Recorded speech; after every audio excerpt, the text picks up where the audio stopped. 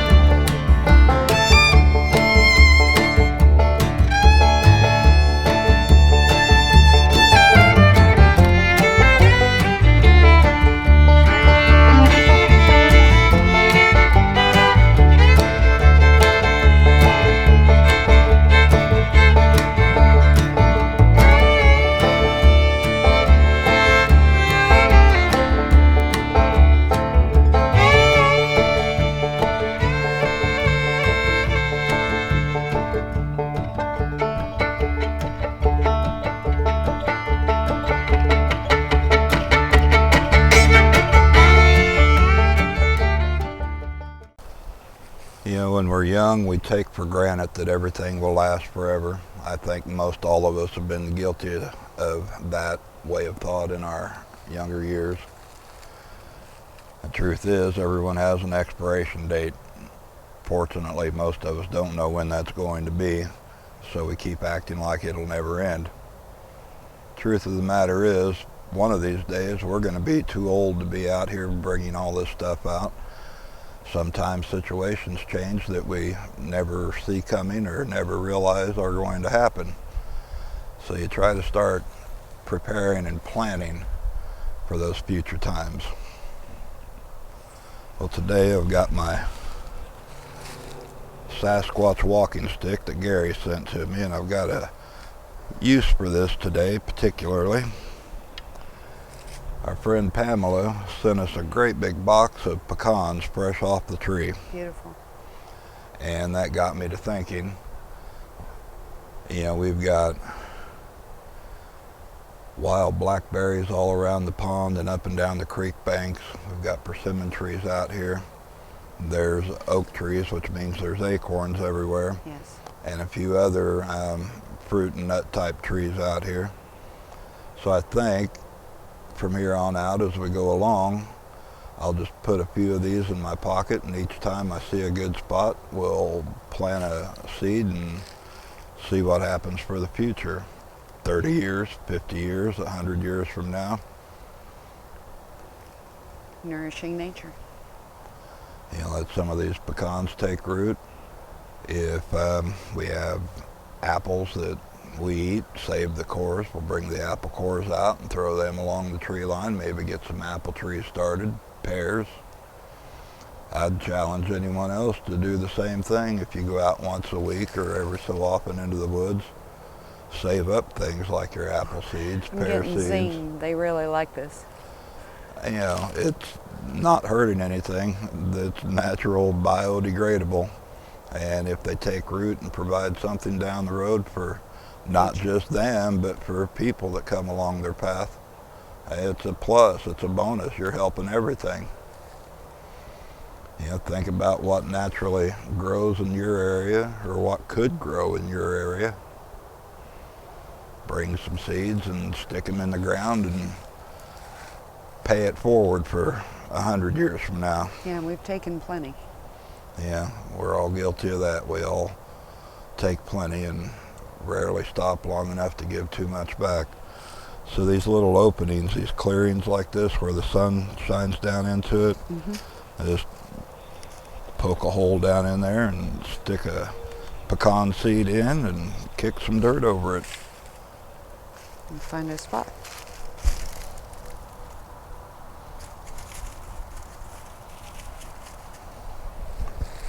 Yeah, it's not something that we're going to bore you with on video every time we do that, but I'm just going to start a new habit today.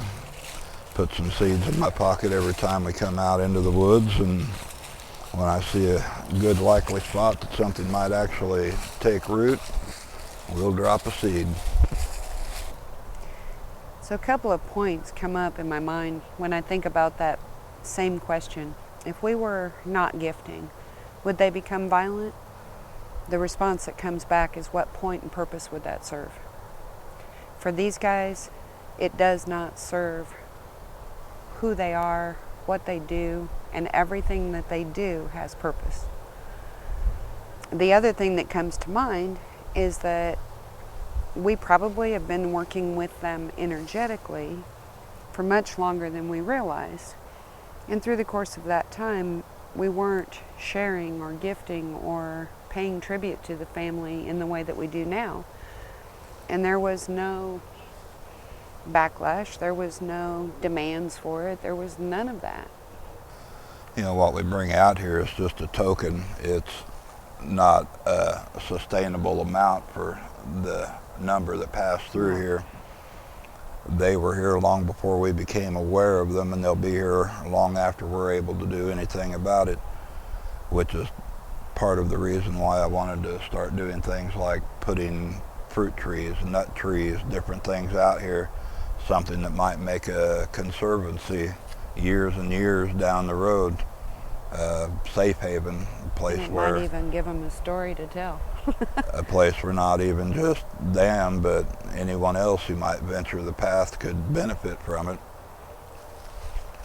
Kind of our own version of the Johnny Appleseed story. Sure, and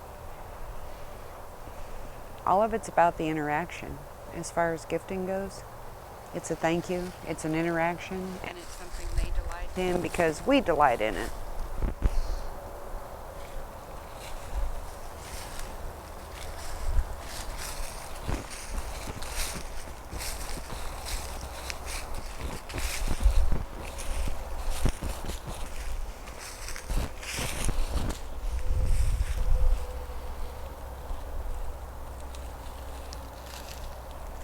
Well, I could say that that was something that naturally fell like that if there were other leaves and stuff actually laying on it. Right. But that looks like it's fresh. You can I'm see, looking to see if I saw tracks around it. well, right there in front of it, it looks like someone walking a tightrope, the footpath running out in front of it. That was another point I wanted to bring up on a couple videos ago about the footprints and the pathways that we find. You know, they don't walk with their feet side by side like we do. Right. It's like they're walking a tightrope or walking a beam. It's like one hip swings around in front of the other. This is a good little spot right here. Let's stick another pecan in the ground right there. Works for me.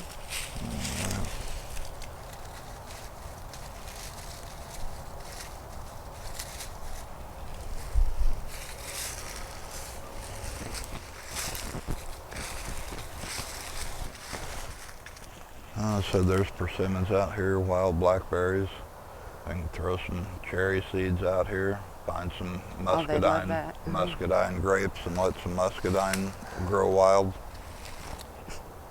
Well, we got that tree set up, but I wanted to back up and show you this stuff that we walked past on the way in. It's kind of neat. And I'm not talking about the viney root there. I'm talking about that little X and that wallered out spot right next to it. They showed us that they have certain signature that marks, especially the older ones. But that is cool though, that vine root. It is.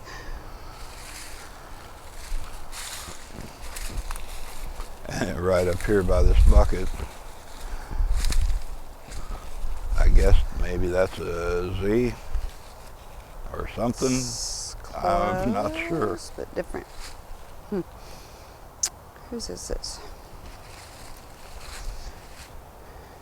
Sobe? No.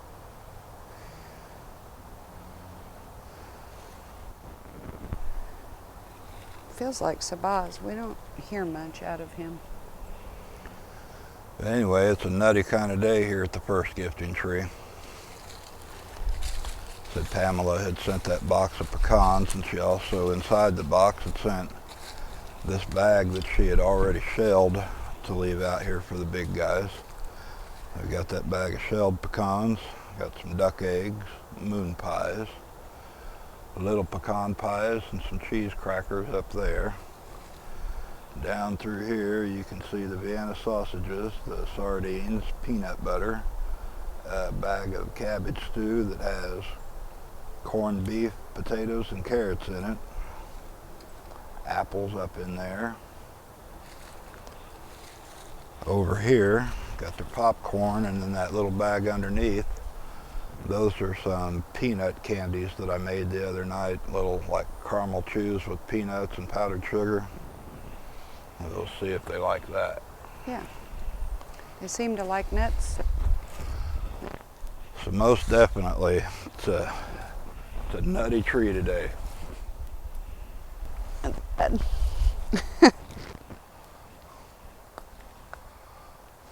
I would say fruit and nuts are their primary favorites, or anything fruit flavored. Not that they mind those sardines. Even if meat's on the menu, when you start putting the other things out there, that entices the wildlife to move in. You know, farmers and conservationists have been doing this for years, hunters and stuff, putting out food plots to bring in the deer and wild game. Well, that brings everything else in behind it. And True enough. you know, everything that you do just adds to the whole.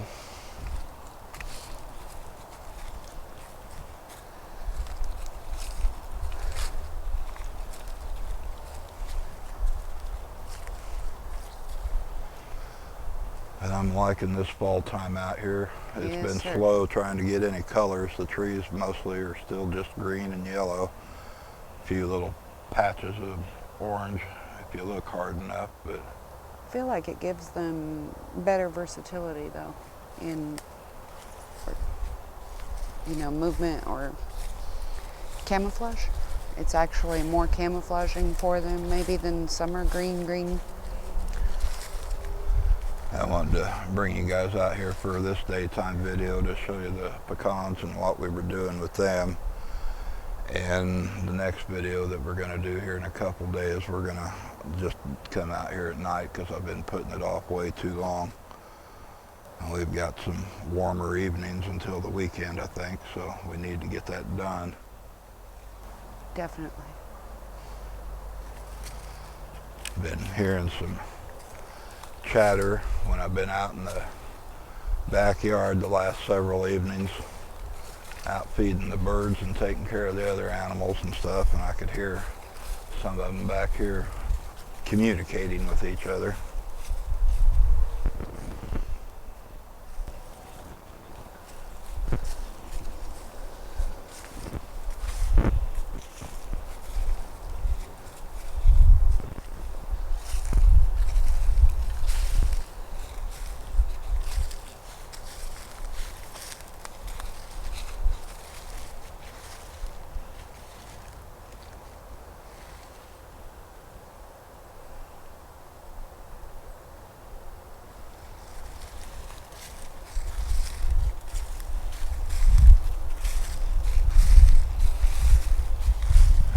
going to spoil too much of the surprise after that, but it's not that Thanksgiving is a thing for the big hairy guys out here, but it's a thing for us, so we kind of need to share some of that with them for a Thanksgiving video. Yeah. I just heard a snapping back, something limb popping or snapping. Where you at, buddy?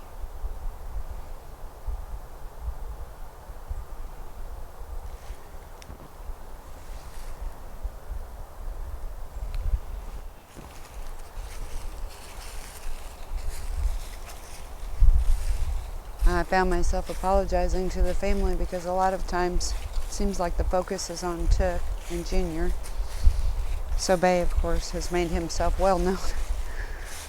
But they often, there are other young ones that we don't bring up very often. Some of that feels like it's almost their own request, whether you call them shy or it's not really being shy. Kind of a protecting, nurturing thing. Don't put them in the limelight too much because it's, they don't have a choice one way or another at the moment. But the first year Junior and Martook are a couple of clowns, so they're all about it.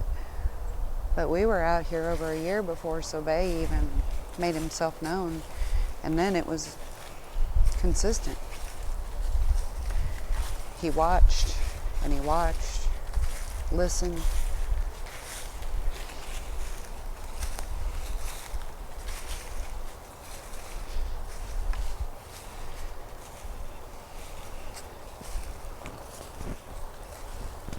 As you walk along out in the woods, what you notice is you can feel or almost hear something stepping with you.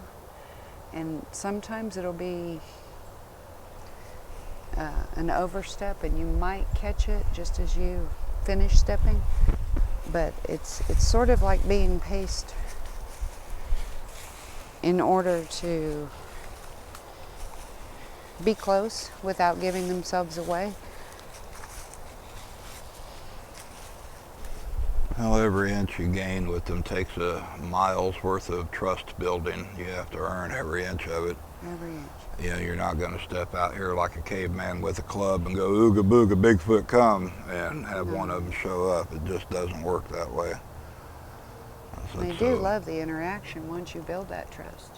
So Bay sat there and never made a sound for a year before, finally we even realized he was part of it.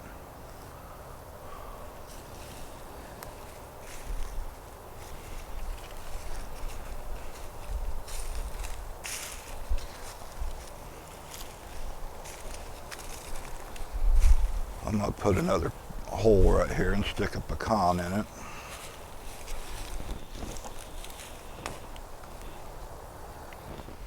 There's one of those fruit and nut wrappers laying right there in that little creek bed. Go grab it.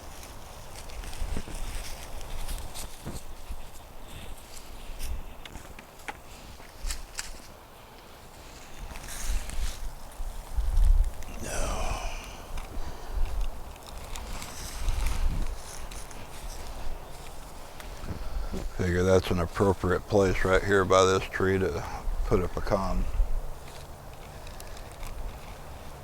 I like the fruit and nuts. That thing's split wide open. Mm-hmm. I feel like, was that intentionally left? Yes. Well, they left a little bit of crumbly for us right there, but not bad. Now let's go ahead and get this one set up and we'll see you in a second. Well, we've said before that they've never been too crazy about citrus, and we're not going to leave that here. We'll put it in the bucket and take it back and get rid of it. But if you walk up there and grab that and show them, different times before we've left oranges and tangerines and things, and they'll take a bite out of it and spit it out and leave it. They seem to be better with the tangerines. The tangerines were the only thing that were completely gone, but you can see one of them got into it and got a chunk of it out and spat it back out. Said, nope, too Ain't bitter. gonna happen today. Note to self.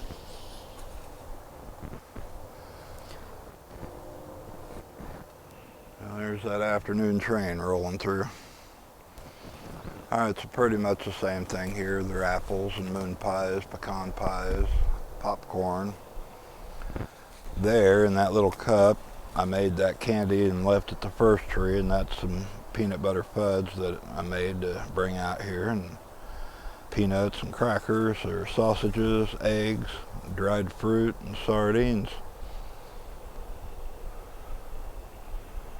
Before we go over and ring the dinner bell, I think we'll just go over here and have a seat for a few minutes and just watch the woods and listen. See Sounds what good. we see and hear what we hear.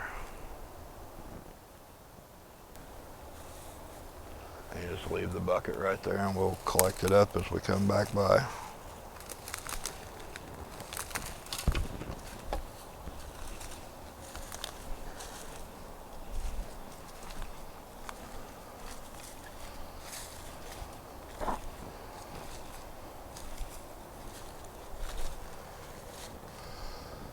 But in our opening video where they're walking through the woods, that one that shows Bay, I must have been standing just a little bit to the left of where I am now, but that fallen tree out there in the distance and the trees up behind it, I think that's about the angle of where we were. They were down in that draw that runs through there.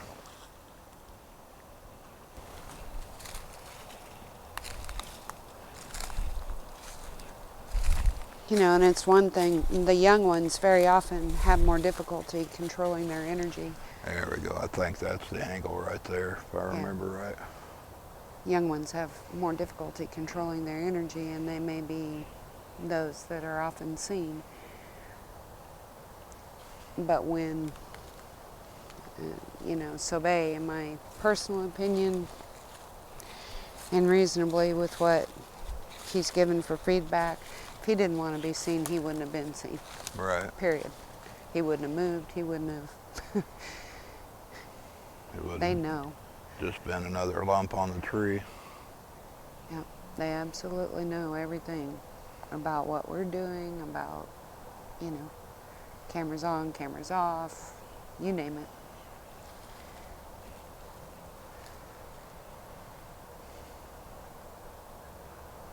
Well, it's getting about 4 o'clock and we've got a little over an hour of daylight left to get the evening chores done. So let's go on over and ring the dinner bell and wave them to it. All right.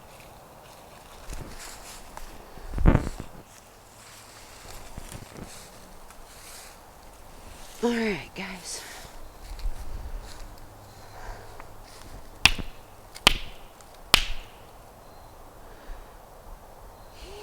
There you go. All right. Come on.